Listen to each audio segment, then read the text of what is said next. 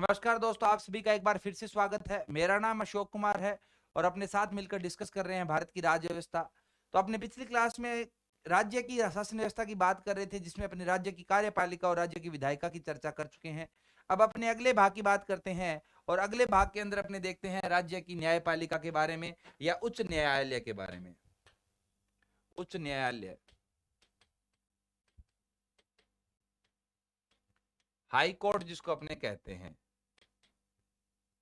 ठीक है, तो पहली बात तो हाई कोर्ट की अगर बात करें तो भारत के अंदर अनुच्छेद 214 है, वह कहता है, अनुच्छेद 214 जो है वह कहता है कि प्रत्येक राज्य में उच्च न्यायालय होगा, उच्च न्यायालय होगा, परंतु एक उच्च न्यायालय एक से अधिक, या ऐसा लिखा जाए इसको सामान्य भाषा में, परंतु कुछ राज्यों का संयुक्त उच्च न्यायालय भी स्थापित किया जा सकता है। कुछ राज्यों का संयुक्त उच्च न्यायालय हाईकोर्ट भी स्थापित किया जा सकता है।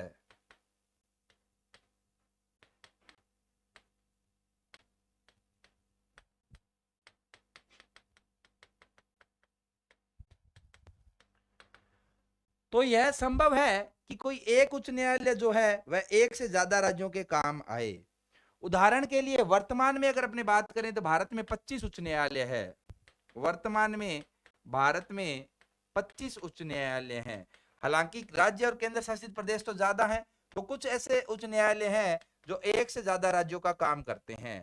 अब अपने को केवल ये देखना है कि ऐसे उच्च न्यायालय कौन से हैं जो एक से अधिक राज्यों का काम करते हैं। केवल इन उच्च न्यायालयों की बात करनी है। बाकी तो जिन राज्यों का अपना अपना उच्च न्यायालय, उनकी तो क्या बात करनी। तो जो मुंबई उच्च न्यायालय है, अगर उसका मुंबई जो उच्च न्यायालय अगर उसका अधिकार क्षेत्र देखें तो महाराष्ट्र तो है ही है। महाराष्ट्र के अलावा गोवा के अंदर भी यही लागू होता है और दमन व दीव जो है वहां पर भी यही लागू होता है। ठीक है, सॉरी, दमन दीव नहीं, दादर नागर। आजकल तो दमन दीव दादर नागर एक ही केंद्र शासित प्रदेश बन गया है, तो इनके लिए भी महाराष्ट्र का उच्च न्यायालय ही लागू होता है। वैसे ही अगर अपने कलकत्ता उच्च की बात करें जो कि वेस्ट बंगाल का उच्च न्यायालय है, तो कलकत्ता उच्च न्यायालय पश्चिम बंगाल के लिए तो लागू होता ही होता है। पश्चिम बंगाल के साथ साथ ये अंडमान और निकोबार द्वीप समूह पर भी लागू होता है। तो अंडमान और निकोबार द्वीप समूह का भी उच्च न्यायालय कौन सा है? कलकत्ता उच्च न्यायालय है। वैसे ही अगर अपने गुवाहाटी उच्च न्यायालय की बात करें, गुवाहाटी, तो जो गुवाहाटी उच्च न्यायालय है यह भी असम, नागालैंड, मिजोरम और अरुणाचल प्रदेश पर लागू होता है। गुवाहाटी है तो असम पर तो होगा ही होगा, प्लस मिजोरम का भी यही उच्च न्यायालय है, प्लस नागालैंड का भी यही उच्च न्यायालय है, और जो आपका अरुणाचल प्रदेश है उसका भी यही उच्च न्यायालय है। तो इन चार राज्यों में एक संयुक्त उच्च न्यायालय है। वैसे ही अगर अपने बात करें केरल उच्च न्यायालय की, तो जो केरल का उच्च न्यायालय कोच्चि के अंदर, वो केरल के अंदर तो लागू होता ही होता है, प्लस लक्षद्वीप द्वीप समूह के ऊपर भी यही लागू होता है। तो लक्षद्वीप का भी यही उच्च न्यायालय है। वैसे अगर अपने बात करें मद्रास उच्च न्यायालय की जो कि तमिलनाडु का है, तो मद्रास उच्च न्यायालय तो वो तमिलनाडु का तो होगा ही होगा। तमिलनाडु, तमिलनाडु के साथ साथ जो है यह आपके पौंडीचेरी के ऊपर भी है, पुडुचेरी जिसको अपने कहते हैं, उसके ऊपर भी लागू होता है। वैसे अगर अपने बात करें पंजाब और हरियाणा उच्च न्यायालय की, पंजाब एंड हरियाणा, पंजाब एंड हरियाणा जो उच्च न्यायालय है, वैसे तो नाम से स्पष्ट हो गया कि ये पंजाब के लिए लागू होगा, प्लस ये हरियाणा के लिए लागू होगा, प्लस ये चंडीगढ़ जो है कि ये केंद्र शासित प्रदेश है उसके लिए भी लागू होता है। वैसे ही अगर अपने बात करें बाकी राज्यों की, तो बाकी राज्यों के अंदर अपने अपने पृथक उच्च न्यायालय हैं। ठीक है, तो इस तरीके से भारत के अंदर 25 उच्च न्यायालय है। हालांकि जो हैदराबाद उच्च न्यायालय वो तेलंगाना और आंध्र प्रदेश दोनों के लिए लागू हुआ करता था। अभी आंध्र प्रदेश के लिए जो है वो एक पृथक उच्च न्यायालय की घोषणा कर दी गई है। तो इस तरीके से जो तेलंगाना उच्च न्यायालय है वो हैदराबाद में रह गया है और आंध्र प्रदेश अपना नया उच्च न्यायालय जो है वो गठित करेगा। अब बात आती है अनुच्छेद 216 की। अनुच्छेद 215 एक सामान्य अनुच्छेद है जो उच्च न्यायालय अभिलेख का न्यायालय होगा, अभिलेख न्यायालय होगा। जैसे कि अनुच्छेद 129 के अंदर सुप्रीम कोर्ट को अभिलेख न्यायालय बनाया गया है, वैसे ही अनुच्छेद 215 के अंदर हाई कोर्ट को अभिलेख न्यायालय बनाया गया है। ठीक है, अब बात आती है अनुच्छेद 216 की। अनुच्छेद 216 का मतलब है कि उच्च न्यायालय का गठन कैसे किया जाएगा। उच्च न्यायालय का गठन, तो उच्च न्यायालय के गठन के अंदर अपने को गठन का मतलब है कि कितने न्यायाधीश होंगे यहाँ पर। तो उच्च न्यायालय के अंदर, प्रत्येक उच्च न्यायालय के अंदर एक मुख्य न्यायाधीश होता है, और एक मुख्य न्यायाधीश के अलावा प्लस जो है अन्य न्यायाधीश जिनकी संख्या राष्ट्रपति द्वारा निर्धारित की जाती है, राष्ट्रपति द्वारा निर्धारित की जाती है। ठीक है, तो यहां पर यह ध्यान रखना है कि उच्चतम न्यायालय के अंदर न्यायाधीशों की संख्या संसद निर्धारित करती है, जबकि उच्च न्यायालय के अंदर न्यायाधीशों की संख्या जो है वह राष्ट्रपति के द्वारा निर्धारित की जाती है, संसद की इसमें कोई भूमिका नहीं होती है। इतना सा अंतर अपने को ध्यान रखना है। अब बात आती है उच्च न्यायालय के न्यायाधीशों की नियुक्ति। उच्च न्यायालय के न्यायाधीशों की नियुक्ति, न्यायालय के न्यायाधीशों की नियुक्ति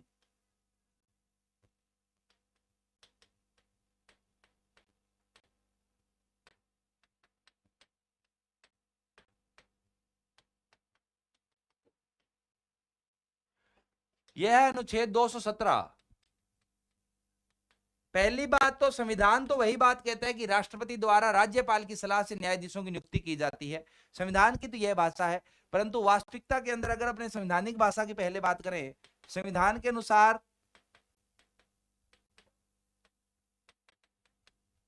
हाईकोर्ट जज की नियुक्ति,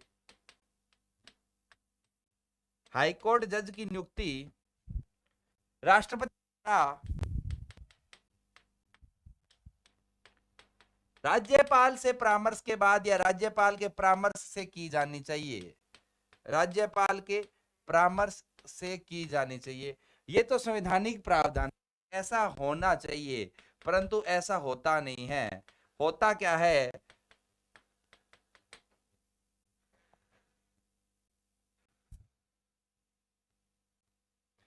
वास्तव में उच्च न्यायालय के न्यायाधीशों की नियुक्ति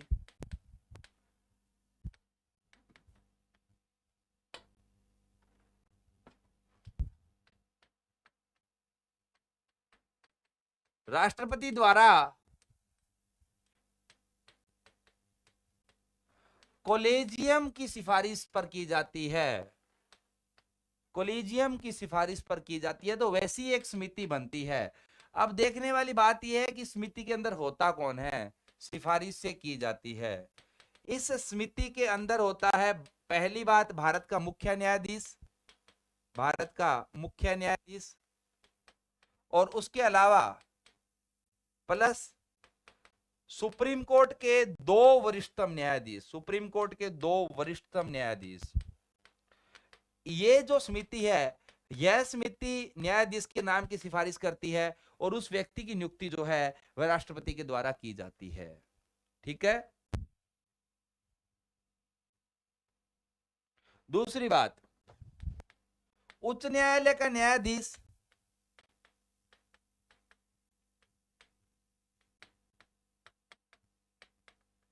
को हटाने का तरीका या उसके खिलाफ महाभियोग चलाने का तरीका, हटाने का तरीका जो है या जो प्रक्रिया है वह उच्चतम न्यायालय के समान है। तो इसको भी केवल संसद के द्वारा हटाया जा सकता है, के समान है, और वैसे ही वह विशेष बहुमत चाहिए। तो आज तक किसी भी उच्च न्यायालय के न्यायाधीश को हटाया नहीं जा सका है। तीसरी बात, उच्च न्यायालय के न्यायाधीश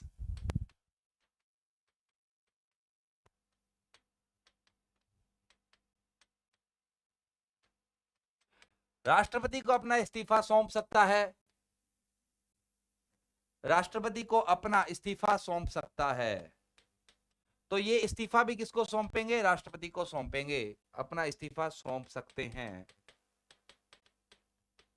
ठीक है, ये उच्च न्यायालय के जो व्यक्ति होते हैं, उच्च न्यायालय के न्यायाधीश होते हैं, इनके प्रावधान है। अगर अन्य प्रावधानों की बात करें तो उदाहरण के लिए अगर अपने की योग्यता की बात करें कि कौन व्यक्ति जो है वो उच्च न्यायालय का न्यायाधीश बन सकता है, तो पहली बात जो है वह भारत का नागरिक होना चाहिए। ये तो मैंने आपको पहले ही स्पष्ट कर दिया है कि अगर आप कोई भी संवैधानिक पद पर बना रहना चाहते हैं तो आपके पास भारत की नागरिकता होना अनिवार्य है, तो वह भारत का नागरिक होना चाहिए। दूसरी बात, उसके पास उसने 10 वर्ष तक न्यायिक पद पर कार्य किया हुआ होना चाहिए। न्यायिक पद पर कार्य मतलब कि वह 10 वर्ष तक जज रहा हुआ होना चाहिए। वो जज चाहे वो जिला स्तर का है, किसी भी स्तर का है, किया हुआ होना चाहिए, अथवा अधिवक्ता के तौर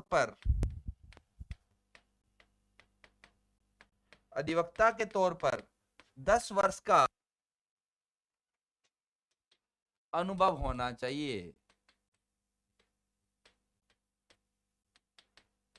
तो या तो आपके पास 10 वर्ष का जज के तौर पर अनुभव होना चाहिए या आपका 10 वर्ष का अधिवक्ता के तौर पर अनुभव होना चाहिए। हालांकि यहां पर एक बात नोट करने वाली यह है कि उच्चतम न्यायालय के अंदर अगर किसी व्यक्ति के पास अनुभव नहीं भी है और अगर वह राष्ट्रपति की नजर में एक न्यायविद है तो उसको नियुक्त किया जा सकता है। हालांकि ऐसा कोई प्रावधान उच्च न्यायालय के मामले में लागू नहीं होता है। उच्च न्यायालय में जज बनने के लिए आपके पास 10 वर्ष का अनुभव चाहिए ही चाहिए, जबकि उच्चतम न्यायालय में आप बिना किसी अनुभव के जज बन सकते हैं यदि आप राष्ट्रपति की नजर में एक न्यायविद हैं या कानून के विशेषज्ञ हैं। अब बात आती है सेवानिवृत्ति की आयु। तो इनकी जो सेवानिवृत्ति की आयु होती है वो होती है 62 वर्ष। उच्चतम न्यायालय के जजों की सेवानिवृत्ति की आयु होती है 65 वर्ष, इनकी होती है 62 वर्ष। वो इसलिए किया जाता है ताकि उच्च न्यायालय से रिटायर होने के बाद इनको उच्चतम न्यायालय में नियुक्ति दी जा सकती है। तीसरी बात जो अपने को ध्यान रखनी है, उच्च न्यायालय का न्यायाधीश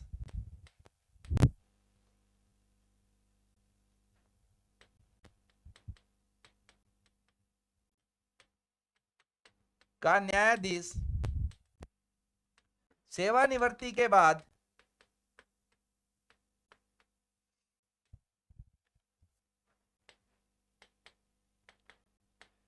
दूसरे उच्च न्यायालय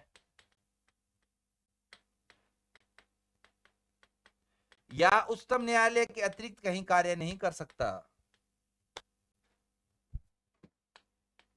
उच्चतम न्यायालय के अतिरिक्त कहीं कार्य नहीं कर सकता, कहीं वकालत नहीं कर सकता। ठीक है, हालांकि ये उच्चतम न्यायालय के अंदर वकालत कर सकते हैं या दूसरे उच्च न्यायालय के अंदर वकालत कर सकते हैं, बाकी किसी जगह वो वकालत नहीं कर सकते। वैसे ही जो उच्च न्यायालय के जज होते हैं इनका स्थानांतरण भी हो जाता है। स्थानांतरण का मतलब है इनका ट्रांसफर भी हो जाता है। अनुच्छेद 222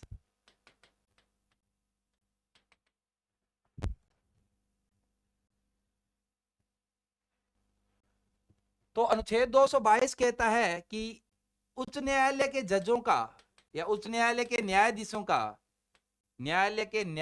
का किसी दूसरे उच्च न्यायालय में स्थानांतरण किया जा सकता है।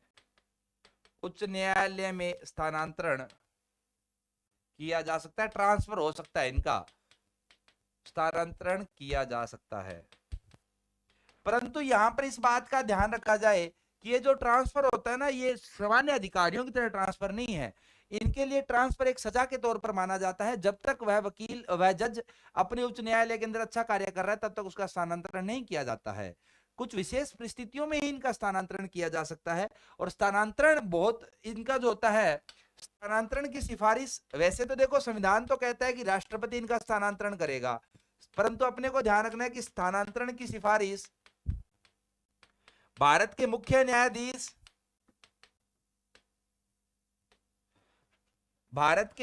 न्यायाधीश तथा प्लस 4 प्लस सुप्रीम कोर्ट के 4 वरिष्ठतम न्यायाधीश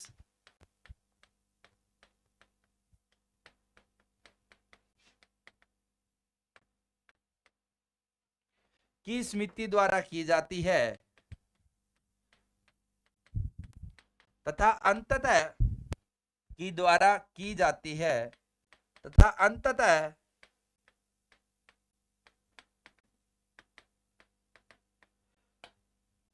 राष्ट्रपति द्वारा आदेश जारी किया जाता है। तो आदेश तो राष्ट्रपति ही जारी करता है, परंतु ऐसा नहीं है कि राष्ट्रपति कुछ भी आदेश जारी कर देता है, आदेश जारी किया जाता है।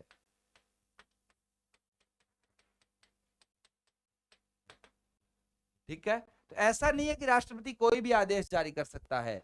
पहले जो कोलिजियम है, ये देखो वही कोलिजियम है जो सुप्रीम कोर्ट के अंदर न्यायाधीशों की नियुक्ति कर रहा है। हालांकि हाई कोर्ट के अंदर न्यायाधीशों की नियुक्ति करने के लिए छोटा कोलिजियम होता है, सुप्रीम कोर्ट के अंदर न्यायाधीशों की नियुक्ति करने के लिए बड़ा कोलिजियम बनाया जाता है। और ये जो बड़ा कोलिजियम होता है, इस बड़े कोलिजियम के द्वारा ही हाई कोर्ट के न्यायाधीशों की ट्रांसफर के ऑर्डर जारी किए जा सकते हैं।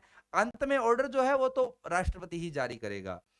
तीसरी बात अपने को यह ध्यान रखना है कि हाईकोर्ट के न्यायाधीशों की तनख्वाह या सैलरी राज्य के संचित निधि से दी जाती है।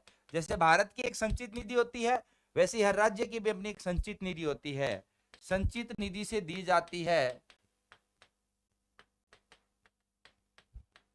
परंतु पेंशन भारत की संचित निधि से दी जाती है। अब स्वाभाविक सी बात है, वो जिस राज्य के अंदर अपनी सेवा दे रहा है वही उसको तनख्वाह देगा, संचित निधि से दी जाती है। परंतु यह संभव है कि वह अपने पूरे कार्यकाल के अंदर एक से ज्यादा राज्यों में अपनी सेवाएं दे। अगर वह एक से ज्यादा राज्य के अंदर अपनी सेवा दे रहा है तो फिर कौन सा राज्य उसको पेंशन देगा? उसने तो कभी महाराष्ट्र के अंदर काम किया था, कभी बिहार के अंदर काम किया था, तो कौन सा राज्य उसको पेंशन देगा? इसलिए पेंशन जो है वो भारत सरकार देती है, जबकि तनख्वाह जो है वो राज्य सरकार देती है जिस राज्य के अंदर काम कर रहा है। अब यहाँ पर यह भी स्थिति पैदा हो जाती है कि कई बार जैसे जहां पर संयुक्त उच्च न्यायालय है 2 राज्यों का, तो फिर कौन सा राज्य तनख्वाह देगा? तो ऐसे मामले के अंदर राष्ट्रपति निर्धारित करता है कि तनख्वाह का कितना प्रतिशत किस राज्य के द्वारा दिया जाएगा। ये सारे राज्य उच्च न्यायालय से संबंधित चीजें हैं। अब यहां पर बात आती है उच्च न्यायालय का अधिकार क्षेत्र।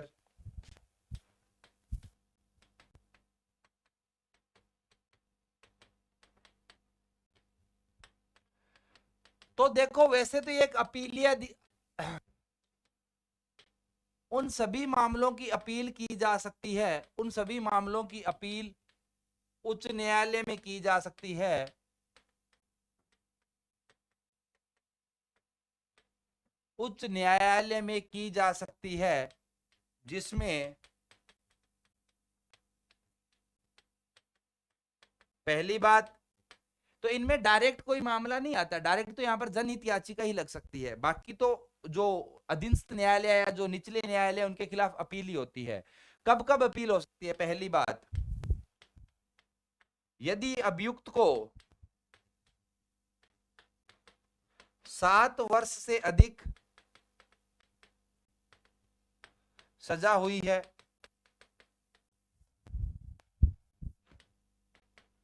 तो जो अगर व्यक्ति उसको 7 वर्ष से ज्यादा सजा हुई है तो वह निचले न्यायालय के खिलाफ उच्च न्यायालय के अंदर अपील कर सकता है। दूसरी बात, यदि निचला न्यायालय जो है यह प्रमाण पत्र देता है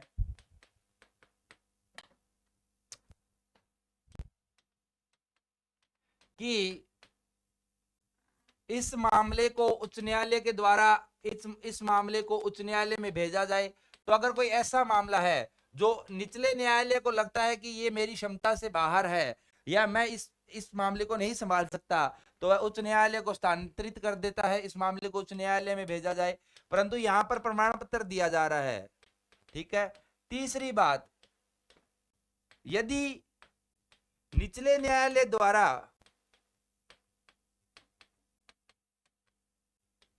अभियुक्त को फांसी दी गई है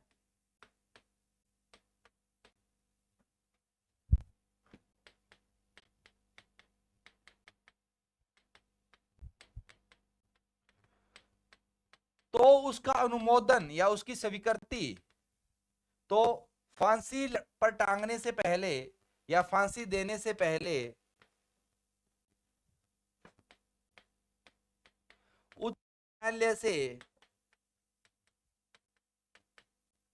उच्च न्यायालय से स्वीकृति लेना अनिवार्य है। तो भारत के अंदर जो निचले न्यायालय वो फांसी की सजा सुना तो सकते हैं, परंतु जब तक उच्च न्यायालय उसके ऊपर मोहर नहीं लगा देता है तब तक किसी व्यक्ति को फांसी पर टांगा नहीं जा सकता, लेना अनिवार्य है। दूसरी बात, उच्च न्यायालय के पास भी जो है अनुच्छेद 226 के तहत रिट शक्ति होती है, उच्च न्यायालय की रिट शक्ति होती है। अनुच्छेद 32 के अंदर उच्चतम न्यायालय की रिट शक्ति होती है और अनुच्छेद 226 के अंदर उच्च न्यायालय की रिट शक्ति होती है। तो उच्च न्यायालय भी वो सभी रीट जारी कर सकता है जो उच्चतम न्यायालय कर सकता है, परंतु इस मामले के अंदर जो उच्च न्यायालय है वह उच्चतम न्यायालय से भी बड़ा है। कैसे? अगर अपने इसको लिखे तो ऐसा लिख सकते हैं कि उच्च न्यायालय वो सभी रीट जारी कर सकता है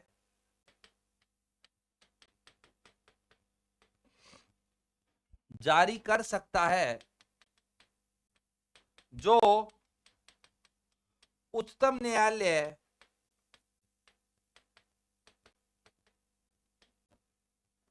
अनुच्छेद 32 के तहत कर सकता है। तो वो 500 की 500 रीट ये भी जारी कर सकता है, परंतु फिर उच्च न्यायालय बड़ा कैसे हुआ? वो बड़ा ऐसे हुआ कि जो उच्चतम न्यायालय है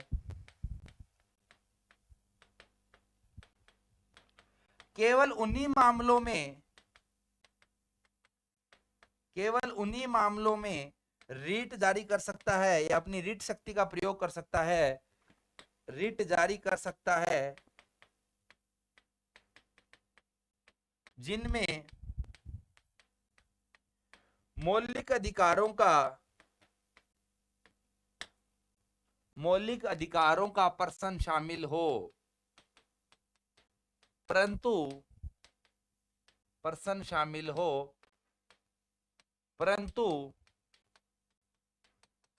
हाई कोर्ट अन्य मामलों में भी रीट जारी कर सकता है। तो यह अंतर होता है दोनों के अंदर, ठीक है। हालांकि एक अंतर यह भी माना जाता है कि जो उच्चतम न्यायालय चूंकि उसको अनुच्छेद 32 के तहत मौलिक अधिकारों का संरक्षक बनाया गया है, तो जब भी मौलिक अधिकार का कोई प्रश्न आता है तो उच्चतम न्यायालय उसको मना नहीं कर सकता, जबकि उच्च न्यायालय मना कर सकता है। क्योंकि अगर आपको उच्च न्यायालय ने मना कर दिया तो भी आपके पास एक विकल्प उपलब्ध है कि आप उच्चतम न्यायालय जा सकते हैं। ये होता है भारत का उच्च न्यायालय और उच्चतम न्यायालय, ठीक है। इसके साथ अपना ये भाग खत्म होता है। अगली क्लास में अपने एक नया भाग पढ़ेंगे। तब तक के लिए धन्यवाद। देखते रहिए। Have a good day. Thank you. Keep watching.